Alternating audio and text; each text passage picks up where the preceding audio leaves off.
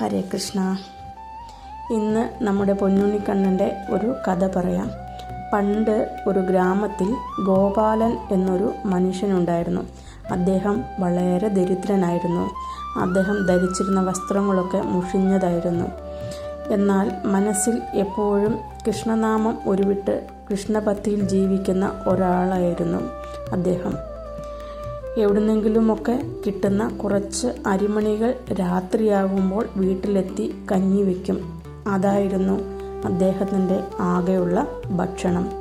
അങ്ങനെ വച്ചുണ്ടാക്കുന്ന ആ കഞ്ഞിയിൽ നിന്ന് പകുതിയെടുത്ത് നല്ല വൃത്തിയായി കഴുകിയ ഒരു കിണ്ണത്തിൽ പകർന്ന് വിളക്ക് കൊളുത്തി വെച്ച് കണ്ണനെ വിളിക്കും. കണ്ണാ, എൻ്റെ കൂടെ ഭക്ഷണം കഴിക്കാൻ വരൂ എന്നും വിളിക്കും. ദിവസവും ഇത് ആവർത്തിച്ചു വന്നു.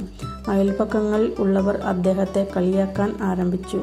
നിങ്ങൾ വിളിച്ചാൽ നിങ്ങളുടെ കുടിലിൽ എങ്ങനെയാണ് കൃഷ്ണൻ വന്ന് ഈ വെറും കഞ്ഞി കഴിക്കുന്നത്? അദ്ദേഹം അതൊന്നും ശ്രദ്ധിക്കുകയേ ഉണ്ടായിരുന്നില്ല.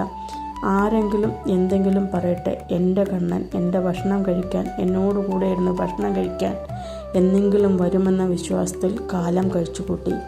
അങ്ങനെയിരിക്കെ ഒരു ദിവസം രാത്രി, നല്ല മഴയും കാറും ഇടിയും മിന്നലും എല്ലാം ഉള്ള ഒരു രാത്രിയിൽ പതിവ് പോലെ കഞ്ഞിയെല്ലാം റെഡിയാക്കി പകുതിയെടുത്ത് കണ്ണന് വെച്ചു.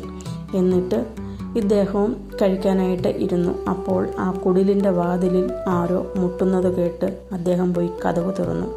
അവിടെ അതിമനോഹരനായ ഒരു ഉണ്ണി, ഏകദേശം ഒരു 5-6 വയസ്സ് തോന്നും, ആകെ മഴയിൽ നനഞ്ഞ് കുതിർന്ന് നിന്നിരുന്നു.